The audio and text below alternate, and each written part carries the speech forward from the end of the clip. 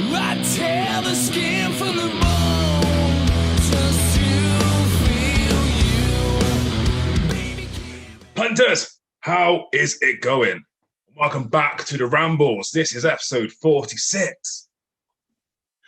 And thank you to everybody who watched my last video with Chris Petherwick, or Chris Pathetic, whatever you want to call him. Appreciate all the likes and everything. Anyway, moving on.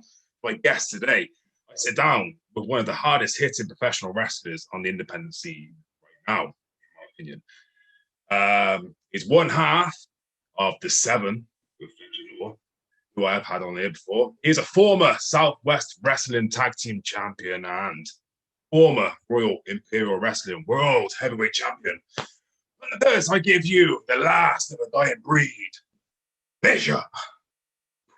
And there's a pyrotechnic. So, How's it going, man? Obviously, we've never met before. I've met your tag team partner. He's a pain in the ass, but it's nice to meet you. yeah. Yeah, same man. I'm all good. You right? Yeah, surviving. You know, that's about it. You know, loving life at the moment. It's all good living. So, like I just said, love the beard, by the way. Looking good. Yeah. I just gave it a little trim off the sides earlier, just because it was kind of coming out here. Had to take care of it a little bit. That's all right. So, you happy to jump straight into the questions? Yeah, man, crack on. Oh, everybody has a story, right? And I like to know them, and the people on here who follow this and my channel, for some reason, they like to know as well. So, Bishop, for the dozens and dozens watching at home, how and why did you get into this crazy wrestling business that we love? Well, I started watching it again. Like, I was watching it as a kid, like almost everybody does. Went on to stop watching it for a little bit, not because I didn't like it, just it fell out of rotation. Yeah. And then my missus' nephew, so my nephew by proxy, I guess, really, he was into wrestling and he was a kid, so we were like, all right, then we'll take you to like a live show local. And then that kind of like reinvigorated my appreciation for professional wrestling, so I got more involved in it. And then you had the Rock and Cena WrestleMania 28. As soon as that happened, I went over to that show, and that kind of opened my eyes to the world of independent wrestling as well, because of all the independent shows that they have at the same time. And then when that happened, I was like, hold on, if this is over here, then surely there should be independent wrestling back home as well. So I had a little look. It took me a little while before I actually pulled the trigger and did anything with it, but I found out that, oh, okay, there actually is independent wrestling in the UK and whatnot. But I again assumed that there probably wouldn't be any schools near where I live. I think it'd probably only be in like major cities, whatever. I mean, Cardiff's obviously capital city, but Wales is still pretty small compared to like London or Birmingham or whatever. So, but then eventually I stumbled across DragonPro, and I was like, oh, sick, I'll shoot my message. Hold on, scream at dead. Yeah, shoot my message, and then I was like, banging, I'll come along. And then I still didn't come along for about a year, and then finally went along, and got involved. Yeah. Oh, that's you mean was it the first Rockin' Cena match, or the once? Yeah, man. The once in a lifetime one that like drew everybody in and was like, oh yeah, then we're gonna have another round next year. I was like, oh, okay, he fucking stole my money, you bunch of bastards. We didn't know how to do it, don't they? Fair play to them, they know how to do it. So, just said you started at DragonPro. Talk to me about that. Your experience with DragonPro. Obviously, I know you was there for a few years just by doing a bit of research, and I've heard your name as well before I came. And experiences with DragonPro. I mean, it's been a little bit all over the shop with them as well, really. Because like when I started with them, they were in one place. I mean, because how long I've been there, they've been in like 4 or 5 different places by this point now. From when I started to now, because when I first started, it was in the Share Centre in Newport, and then they moved to a gym that was Mike Bird, the head coach at the time, it was the gym that he went to, and he was good friends with the person around it. So they were like, yeah, we'll try and sort out something. And that kind of unfortunately fell through after, but we moved in there for a bit, and then it eventually kind of like fell apart. Not anybody bad terms or anything. It's just it wasn't able to be continued. And then we were supposed to go back to where we came from. We went there for a little bit, and then they didn't want us there anymore. And then we ended up going to Newport Leisure Centre, which is where DragonPro formally. I mean, it's not the same thing, but like formerly like Hammerlock Wales used to be as well. So they went into there, and then from there we went into a unit still in Newport, which was icy cold, like so many other pro wrestling units are in the UK.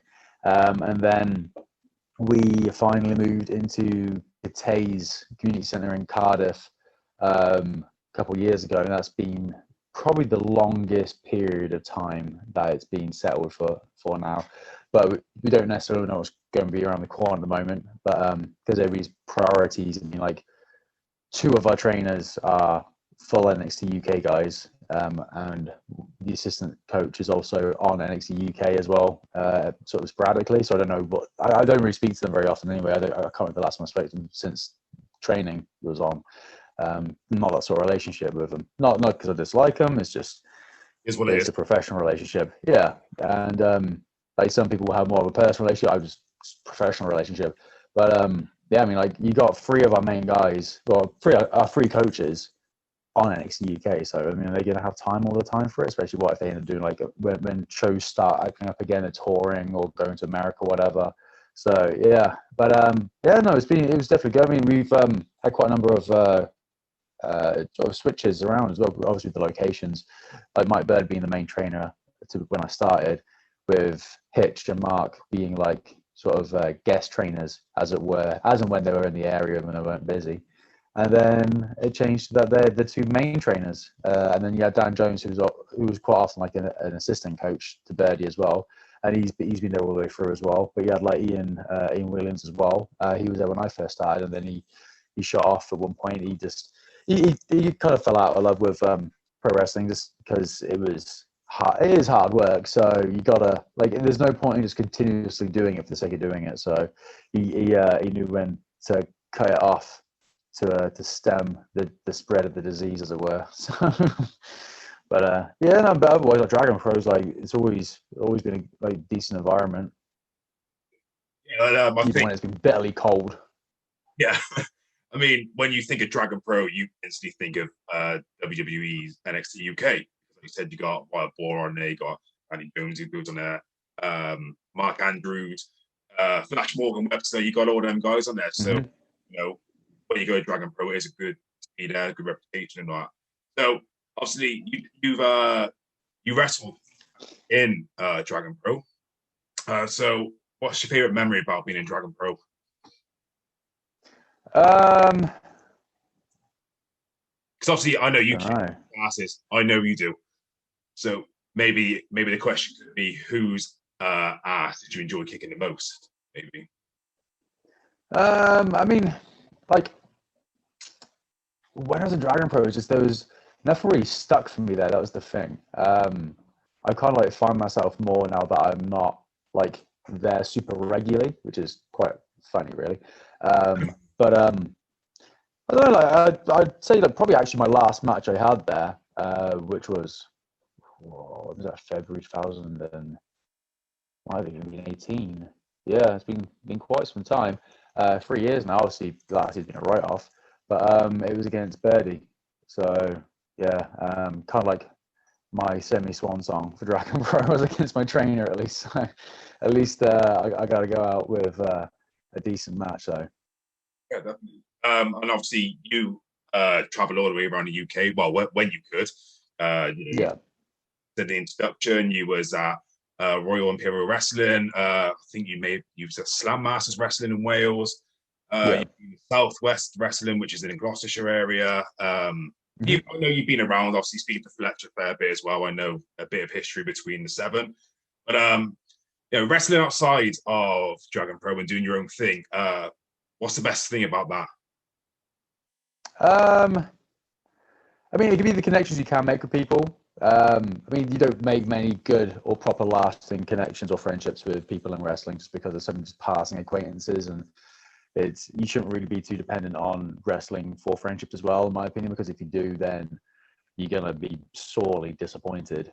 But no, it's I've made a couple of really good close friends, and I just realized that my shirt's gone into shot, and this was purely by coincidence. I just grabbed good. something out of the. I've got you everyone on Yeah, us there we go. at the end.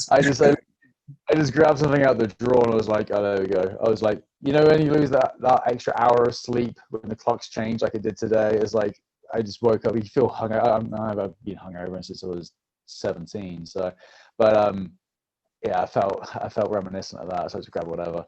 I just realized what it is now. But yeah, so no, but it's like me and Fletch are like real tight. Like he's very like, are your family? And I'm like, yeah, same, bro. But like I just don't really word stuff like that. But like I kind of like show my actions rather than how I talk about stuff. But and then I got like another group of friends who I'm real fucking close with as well from it. But again, you don't find that with many people. I mean, there's good people in wrestling, but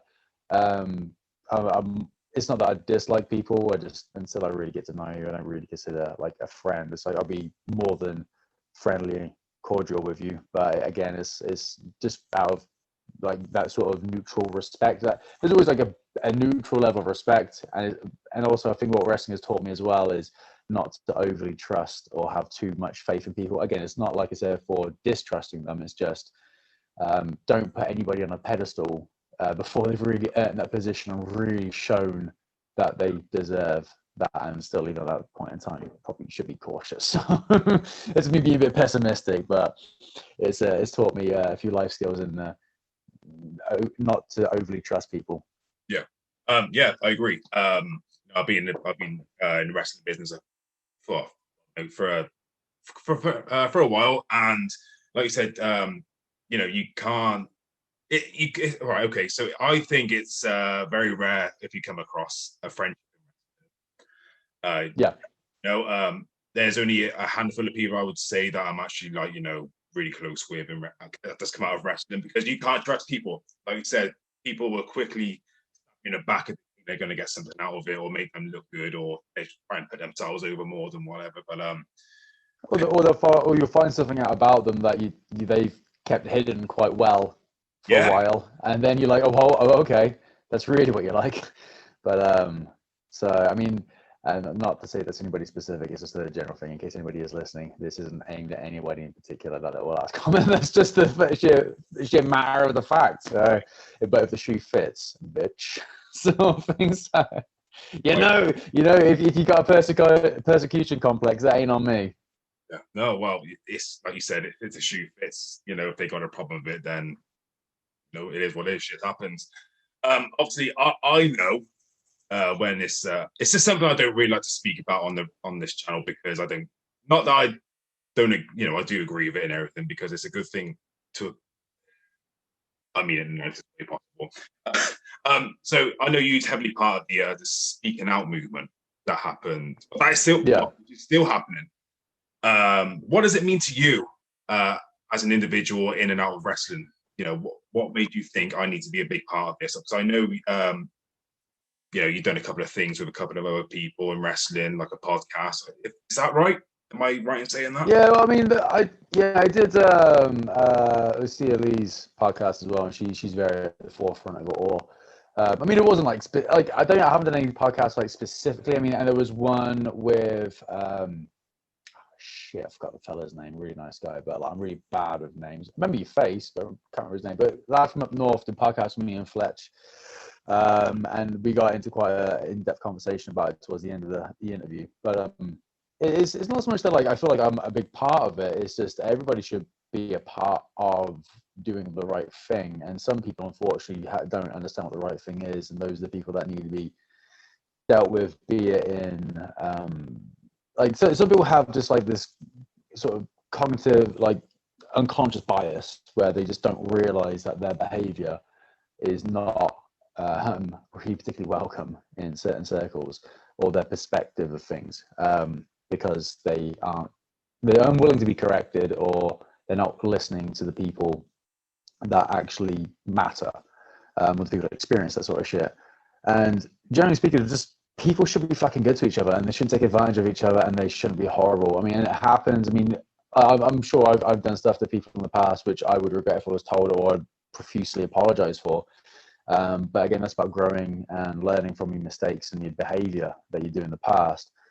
But then it's like, I just want to be the best person I can be in this environment, because I fucking hate people who take advantage of people for the sake of it and just take the fucking piss at shit. Like, you know, like be fucking dismissing people's life experiences just because they might not be as bad as somebody else's, because that's horseshit. Everybody's fucking experiences are valid, no matter the severity.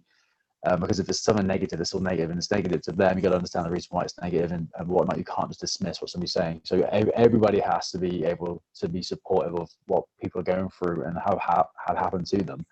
So, like I said, it's not me thinking that I'm a big part of it. I'm by no way fucking big part of it. I'm a complete fucking nobody. But it's just everybody should do their bit that they can, just to maintain that common standard of decency, you know. But yeah, it's a shitty situation, because obviously it shed a lot of light on things that people kind of already knew were maybe kind of happening, but without knowing the details or specifically who's doing stuff. And then you find out, and it's just like, it kind of brings it home when it's like people you shared locker rooms with and stuff that are just major fucking pricks, you know. Yeah, it's going back to the whole trust thing as well. You know, like you said, you can't trust people, and I think. All right, so all right, I'm going to bring a question now. Now I just thought of it.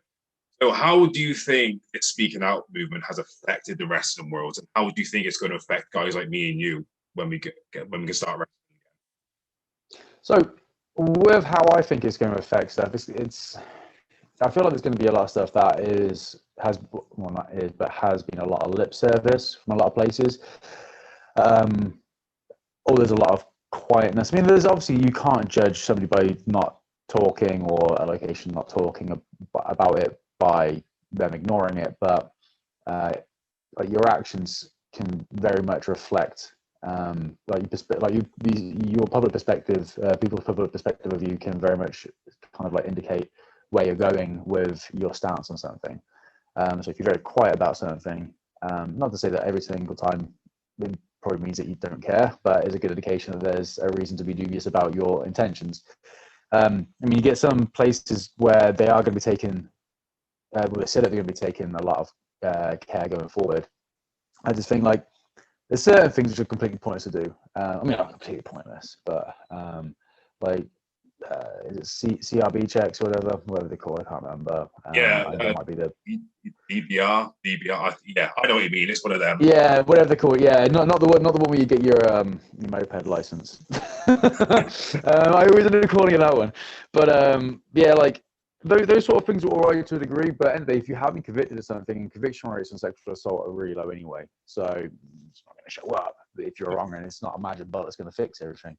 Obviously, you have to take into account everybody's vetting processes have to be very sufficient to be able to check everybody that's involved, that they're looking to involve in their programming, hasn't been involved in this situation, be it passing claims, because obviously you can investigate stuff, but some of them might be complete horse shit claims, because that does happen unfortunately, but they're very infrequent in life. I mean, you might have like 1 to every 100 where it's just a lie. But then everybody likes to focus on that one instance of there being a lie to dismiss everything else. It's like, no, that's just the fact that you want to dismiss all this because you found one thing that suits your parameter of it being horseshit. It's like, no, it's not horseshit. That's 1% out of everything else. So shut the fuck up.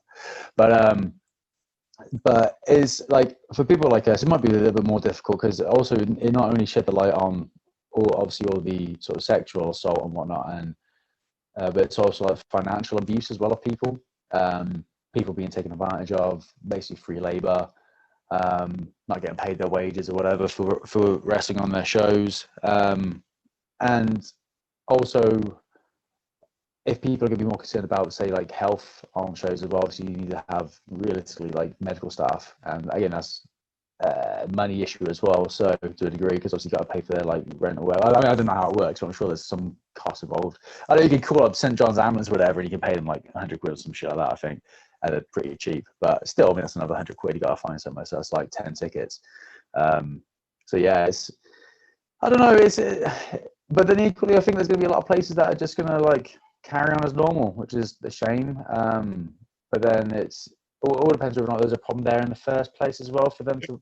That's the thing. A lot of people see a lot of these things as, oh well, it's never happened at my place. It's never involved anybody that I currently employ or use on my show, so I don't need to take any additional precautions to ensure whatever. It's like, yeah, but that doesn't mean that like you need to completely par it off. But I can see that happening, but also there's going to be a lot of the lower places where it's just going to carry on as soon as COVID has gone away enough to allow shows to start again. I don't think there's going to be a lot of change at the smaller places. It's only going to be the higher up places, because you look at the whole debacle with Progress. So you get like the more well-known places, they are going to have to sort their shit out per se, because they're under the limelight. They're under the very fine scrutiny of the public.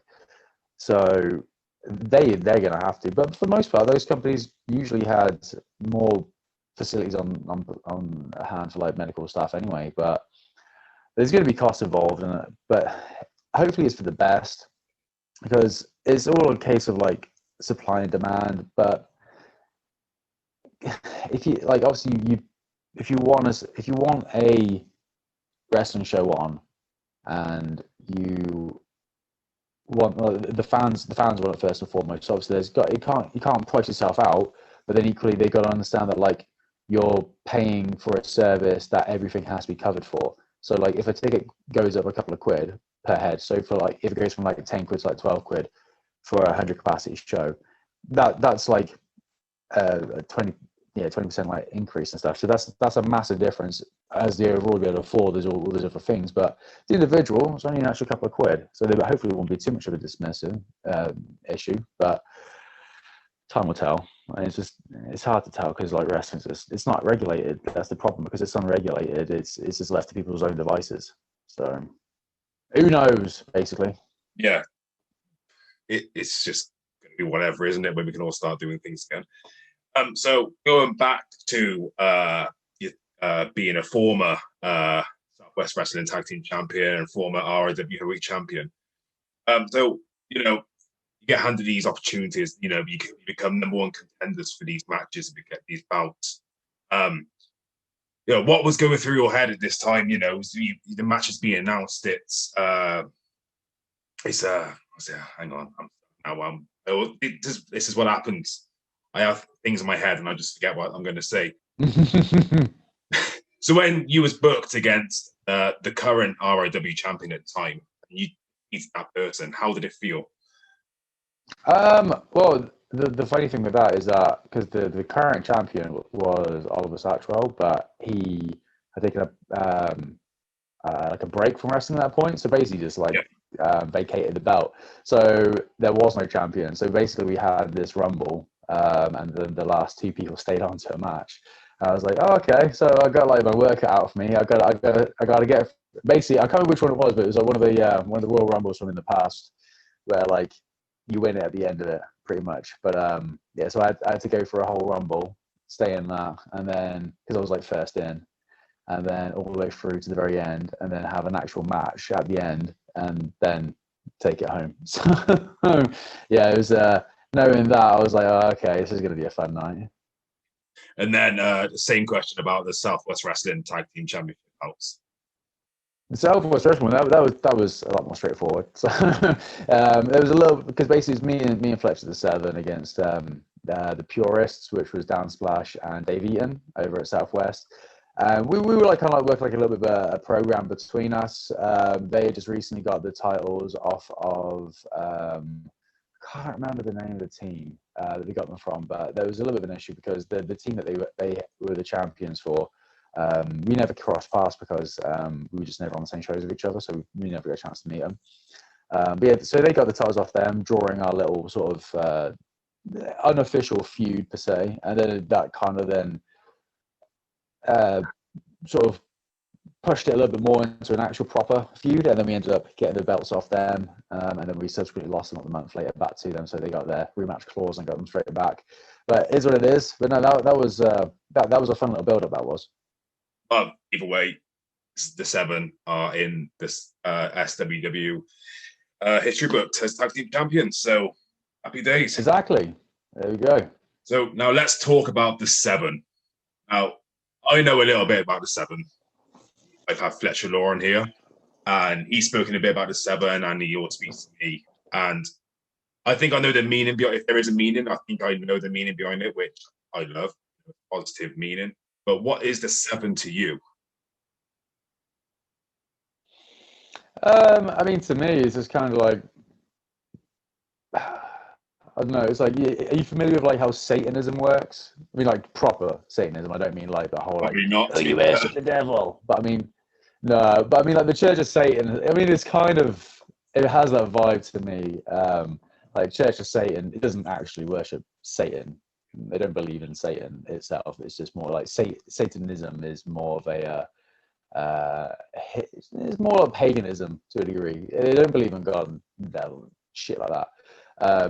They just kind of use it as like sort of a iconography. But it's more of a case of like doing right by everybody. Don't take the piss, but like enjoying yourself, but like not harming others.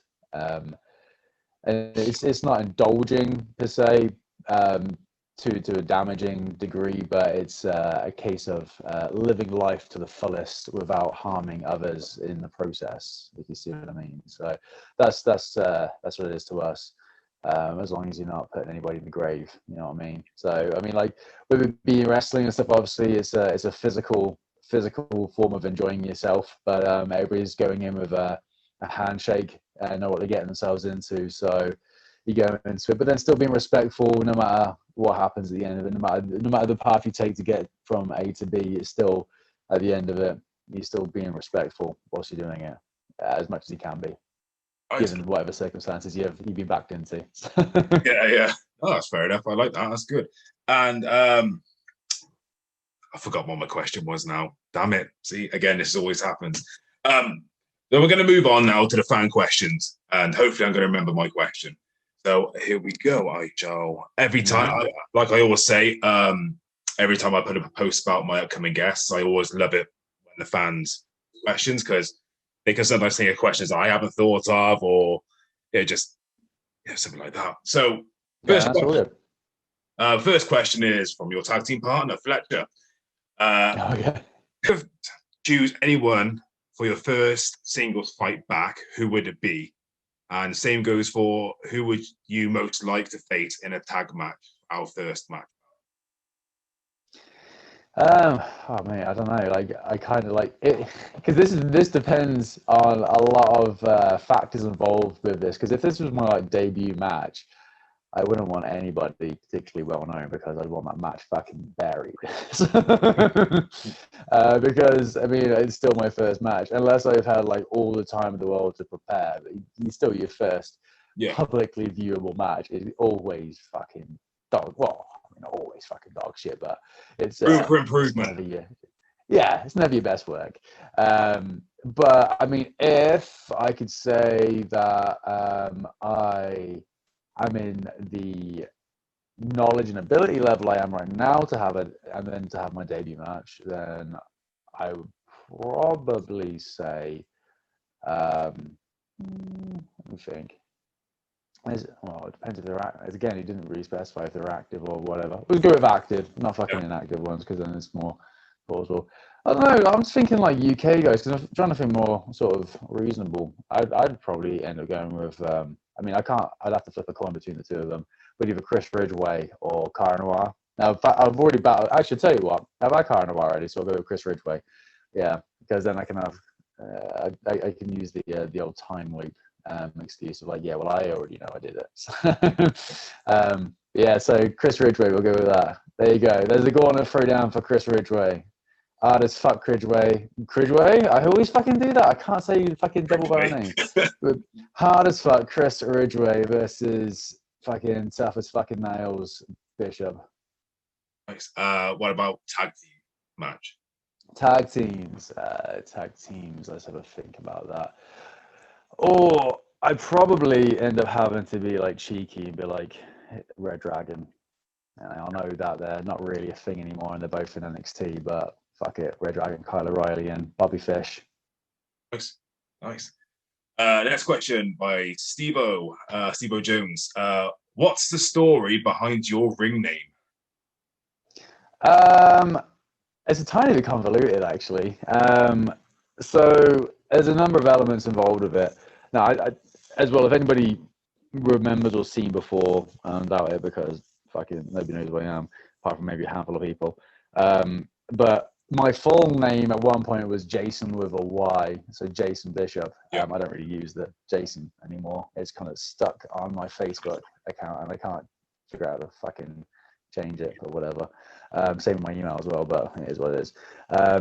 So a number of factors. So the Bishop part is one of my favorite bands is called Bishop.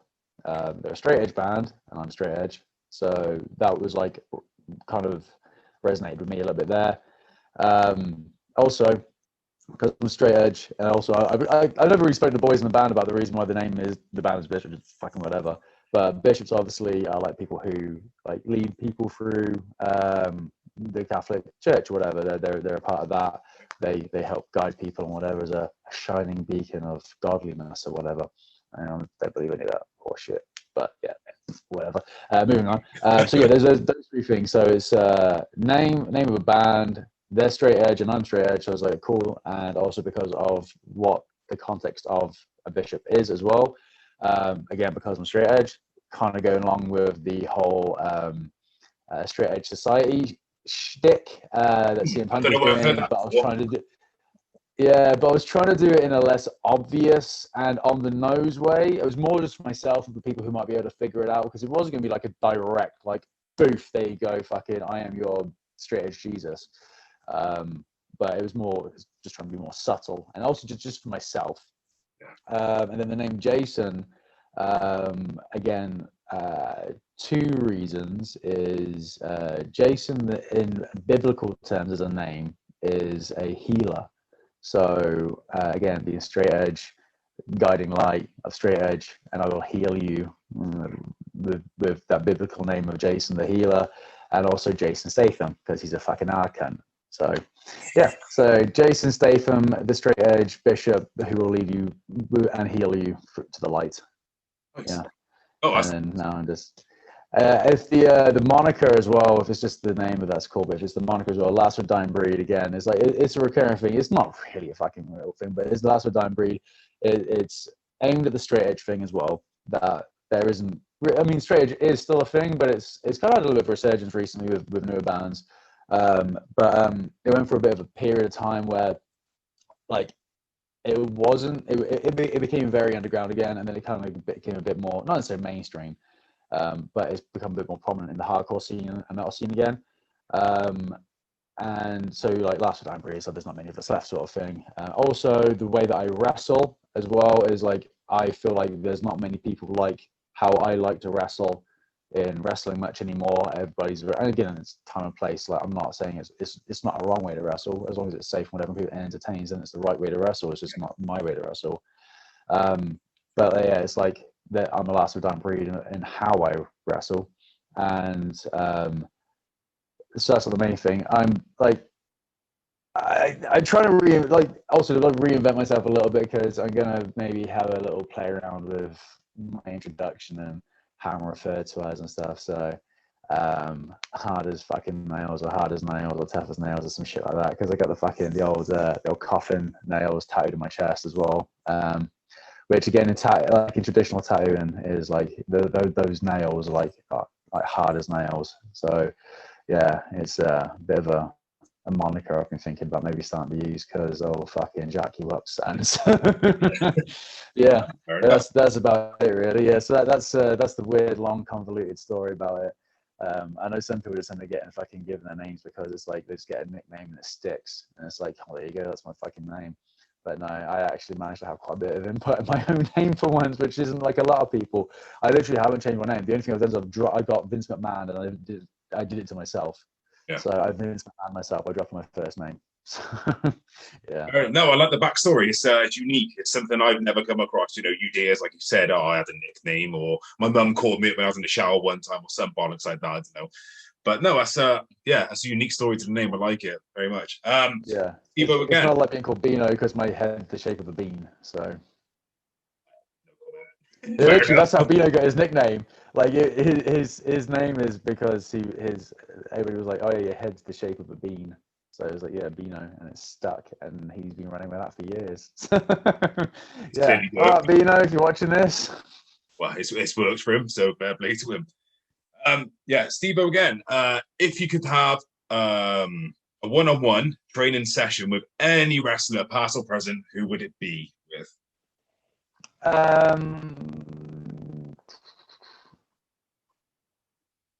Probably Jake the Snake.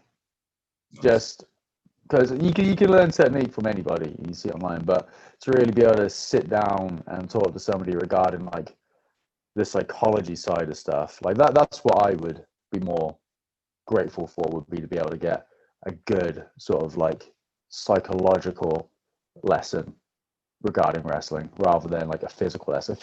Like that, you can see anything like online nowadays. You've got the whole network of being able to dissect and watch stuff, and then you can go, and if you're respectful enough to the business, you can go away and just actually practice it and train on it and drill it before using the match. But yeah, you can do that, but for somebody to know what works and what doesn't work and how to make things work and how to present yourself and whatever, that takes the experience that you have to talk to about. And Jake was one of the best of that. Yeah, I agree. No, good choice. Again, Steve-O. This is his last question, I promise. If you and Fletcher Law had to bring more people into the 7, who would your first 3 choices be? Could be anybody who's currently working or just anybody in general.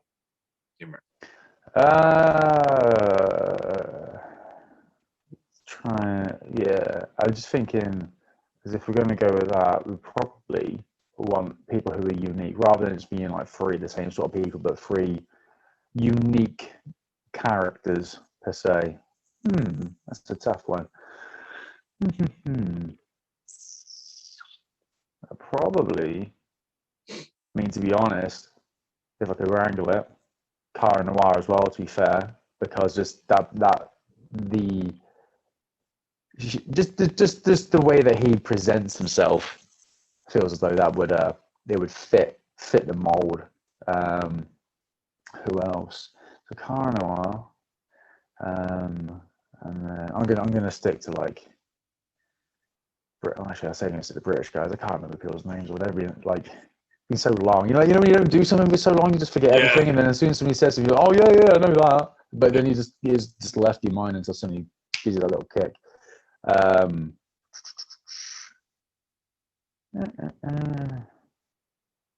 Tell you what, Jay White as well, actually.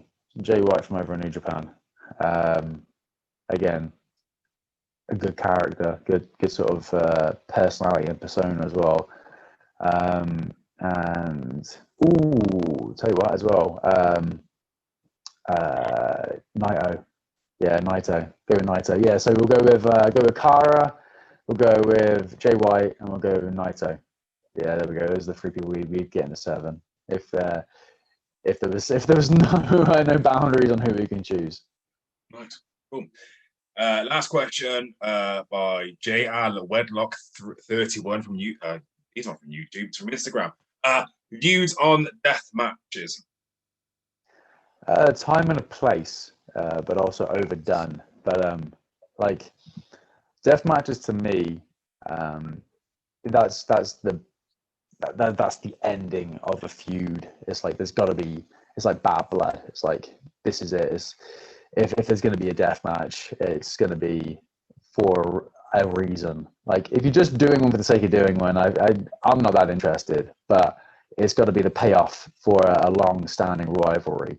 But when done well as well, like one that always, I mean, but sometimes you can just have necessarily like you can have them cold as long as they're done the right way with there being the right people involved at the right place. But if it's just like, and next the death match, it's like, oh, okay. But if you get like two guys, say for example, I mean, his name's not really worth too much anymore because of all the accusations. But when you had like Jimmy Havoc, and then you had, so I remember that there was a Fight Club match at Death House, and that was just fucking ridiculous. Like, but that's when it's done well as well. Where they did something really unique, where they had a separate section. Like everybody's like, "Oh, death match, it'll be the end of the night," which was the end of the night. But then they pulled down this curtain to reveal a completely different section of the venue, which was just this rig. It was kind of like similar to like the CCW like Cage of Death thing that they did. They used to do or do. I don't know if they do anymore. Yeah, like that was done well. That was relatively cold, but again, it's like those two people are known for that, like Ricky Shane Page. It was Ricky Shane Page and Drew. I can't remember Drew's surname. He used to be tagging in Attack. He used to do all Attack. I can't remember Drew's surname actually. Yeah, him, Jimmy Havoc, and Clint Majera. So yeah, he was in a tag team. So that was fucking mental. You literally had four proper deathmatch guys, but all like known for it, and there was like history with them. So that was there. And that's just one prime example. But when they're just cold and not for no real reason, I don't see the point, because you're not like taking it to the next stage for a reason. You're just going straight from A to Z rather than stopping everywhere along the line. Because as soon as like you get like kind of like pigeonholed for just doing death matches and not other matches leading up to death match, then you've got nowhere to go. So you again, you like kind of like work yourself into a fucking corner there where you got nothing else you can do. Nobody wants to see you do anything. Whereas if people know that you can do death matches but equally wrestle normal shows, and then it builds up half the time to like, you know how somebody's always going to be like, because Hell in a Cell is like WWE's closest thing to it. It's like that's where they up their game now. And obviously now they have a pay-per-view out of it, so it's a little bit different. But back in the day, it would be like you get guys like Triple H or whatever who are known for like doing Hell in a Cell matches, but it would always be like, oh, I challenge you to Hell in a Cell. And it's like, oh shit, but we know he's gonna fucking deliver because Trips fucking knows his Hell in a Cell shit. But it's not that he's doing a Hell in a Cell every single match. And that's why for me, for things like now how they've changed like Hell in a Cell to a pay-per-view, it's like, oh, it's just Hell in a Cell. Yeah. Saying if they do a death match, it's just like, oh, this is another death match, but with even more blood and stupidity, you know. So even more risks for even a little more payoff. Oh, yeah, I agree. Well, that's the fan questions, and I got one last question. Pat, so obviously you got your millions and millions of tattoos on your body, right? So which one of all of them are your favorite? My favorite one, I always like one that I can always think of that comes to mind most is one of my right hand, which is that's a servitor out's head with oh shit, where's the camera? There you go. It's the rat head. People sometimes think it's a panther, but if you have a look at it properly, it's a rat head being cut with a cutthroat razor. That one's definitely my favorite one. Well, when it's my favorite one, I mean like that's one that I always, because I see it all the time because it's on my hand. So and it's just it's like it just stands out. It's so strong. I got a good the other ones that I probably like most of the other ones I got on my legs. The problem being is when you get tattooed as early as you do, at least when I started getting tattooing nowadays has changed so much that you can get bad tattoos, don't get me wrong. Plenty of people still do, but people have no excuse for getting bad tattoos or not, and have no excuse for not understanding how tattooing works, especially if you have like a grand scheme of things. If I knew what I knew now when I first started getting tattooed when I was 16, then my tattoos would be a lot different, and the placement and the flow of them all would be a lot better. So that's the problem. But yeah, I would go with my hand. Yeah, my right hand. Either that or one that means like one of the most to me is the one that me and my now fiance, should I say, I guess, after 15 years, tattoo that we share, which is I can't get out because it's not in a bad place. It's awkward. It's on the back of my calf. Yeah, So right. it says anything. It's like, but it's in my butt crack. But no, it's just back of my calf. It's just an hourglass. We got it done years ago, but we mine. Actually, I have to check. Give me a sec. I'll go for it, yeah, man. Okay, so I have the hourglass, which has all the sound at the bottom, and mine says forever in the scroll across it, and hers has all the sound at the top, so it's being turned upside down. Yeah. And hers in the script scroll says faithful. So mine's got the sound at the bottom, hers got the sound at the top. So because mine's on the left, hers on the right, so it's going that way. Obviously, how the flow of Western literature would go. So it goes, yeah, forever faithful, and the sands of time on mine's been turned back upside down. So it's just there we go, it's going around. That one's probably the most sentimental one I've got. I got a few bantery ones as well. Like I've got a couple of straight edge tattoos as well. Like I got that one there. It's just because the sign for like straight edge is the crossed X, but because it says edge till death, and it's a skull and crossbones, so it's the X with a skull and crossbones because you tend to fucking bones when you die. So yeah. There's that. Yeah, I mean, a number of them do mean a lot of shit to me, but equally, just tattoos should just look good. Yeah. Tattoos don't have their meanings, so they as long as they look good and they stand out on their own, then that's a-okay by me. I don't hate it, but like when people are like, oh, could you get a tattoo if it meant something to me? It's like, mate, tattoos are just there to look sick as fuck. Just get a fucking good tattoo that you're not gonna regret. And even if you're like, oh, I wish I didn't get that, as long as it comes out good or something changes, it's like I've got tattoos like my missus, she's got a couple of tattoos. She's got one which has got like JPR written on it, which is the initials for one of her friends who she doesn't really talk to anymore. Yeah. And she's like, I don't really fucking care. It's like the tattoo's good. And it's like, yeah, and that's the thing. It's like, who gives a shit? And then we've also got another friend whose initials are also JPR, and we're just like, oh, that's for you now, mate. Instead, it just passed the torch on from her old best friend onto our newer friend.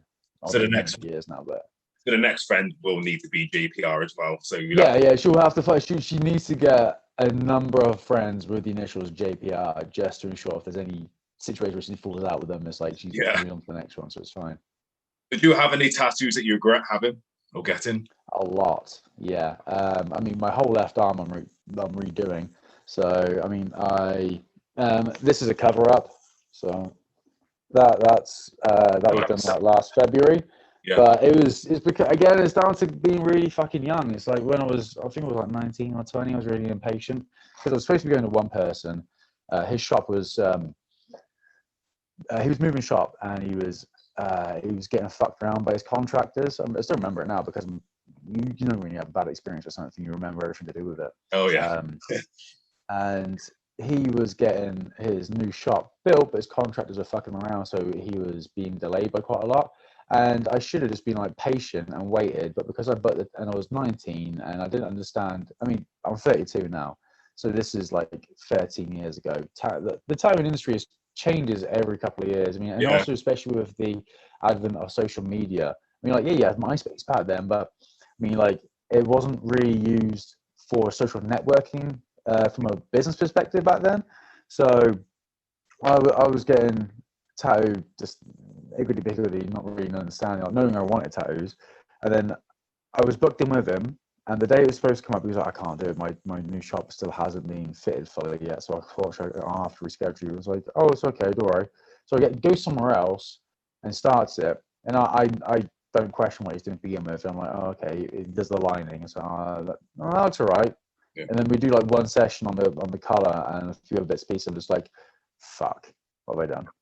And this was back again, like my left arm has been like this for the last 12 years, where I started blacking it out, and then COVID happened, so whatever. So I was going to black out the bottom half and then have the top half reworked into something else, but yeah, COVID and money struck. Yeah, I got there's that. And I've got a bunch of cover-ups. Like again, like my left leg, I've got like front of my leg. I had a bunch of shit done by my friend who's unfortunately passed away. Like he went on to actually become a professional tattooer rather than a kitchen scratcher. But we got tattooed in his kitchen, which was hilarious. And that's all covered up now. I kind of wish it wasn't now because he never had a chance to because he was like, oh, like I owe you a tattoo for me being the first person other than himself he ever tattooed. And because we didn't like fall out, he moved because he was from Worcester, so he moved back there. We just lost touch, and then we reconnected, and then about a year later, unfortunately, passed away. It was quite sad, but I know that it's still under there, so I know I got a little bit of him still on me, because there's that. But yeah, that's a cover up. I mean, I got my wrist, like inside and outside the wrist, is a cover up as well. Same thing. Yeah, and what else have I got? Any other cover ups? I don't think I've got any other cover ups, but there's a few things I want to get covered as well. I got some writing in my chest and like right on my collarbone. It's off center. Yeah. It's patchy. The tattoo is dog shit. It should have been like that doesn't flow properly because one part starts there, the other part finishes lower down, so it's not cemented. It doesn't look right when you look at it. It's shaky as fuck. So I'm just gonna get some real fucking hard just chains over it instead. I get like a blast of laser on it and then get some chains over it. So yeah, there's a bunch of shit. I mean, I'm still got plenty of space. So much of people are like, oh, you got loads of tattoos. It's like, yeah, to you. Yeah, until I'm completely covered. Until I get like the coverage of like fucking, I don't know who's popular. Ronnie Radke. If anybody knows who, like Ronnie Radke, he's obviously singer of like Falling Reverse, whatever. He's fucking covered. Like as a popular reference, that I just literally head to toe. But the way that my placement is, it's not really gonna happen. I'll be able to get a little bits and pieces in places, but yeah, my legs are bare, my back's bare, but I'm booked in to get my not ribs, but like stomach, rib area, like by there done in a couple of weeks. Now that shop's going to be opened up again, and I had a booking which was cancelled. It's supposed to be like beginning of January, so that's going to be rebooked sometime soon, I'm sure. Matt is always a little bit slow and a bit disorganized, the tattoo I'm going to for that one. So, but that's a day sitting, so I'll get some more on my other side because I got like a torch on next to my chest tattoo there. So I want to get something else there. So again, it's more symmetrical. But yeah, I literally just once if it's covered, I'll probably just fucking black everything out and just go over the top again and white. I'll just blast over shit. Because another cover. I did say that, didn't I? I was trying more. But yeah, I have. I got a cover on blast over. Yeah, that this heart. Yeah. It covers over that because again, that was like an old stretch tattoo I had. I'm still stretch, obviously. I've got the other ones, but it's a real fucking bad tattoo. So it was a glass of water saying nothing to prove, like for the band H2O as well. And I don't dislike H2O, but I went for a bit of a phase liking them, and I was like, okay, they're not that good. Yeah, so getting that blasted over, and then eventually the elbow stars, which that's a product of its time, isn't it? When I was 18, yeah, I think everybody had fucking 14 years ago. Yeah, you can't avoid them. Yeah, so that's gonna get a little bit laser on all the stars around there. Then they're gonna get like there's like Ed Hardy Rose Panthers, but a lot of people are doing them at the moment where they do their own take on it. But basically, it's like a traditional rose sort of shape with the petals falling up or down or whatever. But the petals being parts of other things, typically like a panther. So I wanted to get like an Ed Hardy Panther Rose mashup then on my elbow because it would nicely fit in that little space by there as well, where I can just get like the petals to fall down and then it'll go onto the elbow, the main rose there. So yeah, going all in there. Yeah, you just get it, and yeah. Oh, that's cool. That's cool as fuck. Yeah, I'm a victim of a dodgy tattoo. That was I think everybody is. It looked more. Where is it? Hang on. Looks like vines. Huh? Looks like vines. Yeah, it looks like kind of like an umbilical cord kind of thing here, and yeah. Like smoky little wispy flames. Yeah, it's just I suppose you get what you pay for. Is 150 quid from a bloody, one of them things you were young. It's like, oh, I really want that, and it's you don't know any better, do you? That's the problem, do you? You don't know any better, you don't know any different. So, exactly. that's why I say that people shouldn't be able to get tattooed till they're like 21. So, I mean, like 18 is one thing, but like, nowadays, I think people don't have, there's no excuse to get tattooed like shit tattoos. People are still going to get shit tattoos because they're like, oh, I can't afford a good one. So don't fucking get them then. Yeah. But that's the end. That's the answer. It's like, oh, I want tattoos, but I can't afford good ones. Like, if you want to like take heroin, but you can't afford the good heroin, it's like just don't take it. Well, I mean, you shouldn't take heroin anyway. But you know what I mean. I don't know why I started using like grade like class A narcotics as an example. But it's like, don't get the shit cut with fucking brick dust. Get the good shit. There's some good shit. Do that. Don't get the shit cut with fucking baby powder and fucking brick dust. So yeah. There we go. Right. That's it. We are done. I should have gone with food actually. I should have gone with food. It's like if you haven't got much money for food, you don't go somewhere that's like you get like a shit ton of food, but it's covered in salmonella. Would you? So you don't want salmonella tattoos. There we go. I remember because as soon as I said that, I was like, "What if tattoos were food?" So I remember the meme page for as soon as I said that, I was like, "Why don't I just say use food as an example?" It's like, yeah, it's like if it's fucking horrible burnt fucking, you're gonna get horrible burnt food no matter what. It's like just you'd have something better but less, or you'd save your money to get some good food that isn't going to give you food poisoning. So yeah, the food one is a better one. Yeah, but anyway, it is what it is. So that's it. Don't do hard drugs, kids. Yeah, at all under any circumstances. Never do. Not even the clean stuff. Just don't do it. Do hard food, but don't become a beast because that's naughty and all that shit. I don't know. You do whatever you want. So that's the Rambles finished. Is there anything you'd like to plug, promote, shout out? I know obviously you got your own merch on, and I got it on for you as well. Just I mean that was pre-order, so we don't have any extra pairs for that at the moment. But we might get some more come when shows start working again. But plugs wise, well, Instagram and Twitter, whatever. That's where I'm most active. That is Angry X Bishop on both Instagram and on Twitter. Not yet, but that would be under a pseudonym anyway. So, but a shout out to my boys who helped me through the lockdown so far as well. So shout out to Fletch, shout out to Wesker, Lucia, she was Hispanic, Lucia Lee, Grayson, and Chris Bevan. There we go. Shout out to those lads. An honourable mention to Kian as well. So there you go, if they're listening, lads. There we go. So this has been the last of the dying breed, Bishop. I have been the beer drinking, heavy metal listening, bald-headed brawler, CueBall. Thank you all for watching. Thank you very much for coming on, Bishop. It's been a pleasure. Nice to meet you. You're welcome, man. It's been a pleasure. And everybody watching, stay safe, stay positive. Hashtag. You don't know it. Yeah. There we go. Oh, I didn't know that was coming.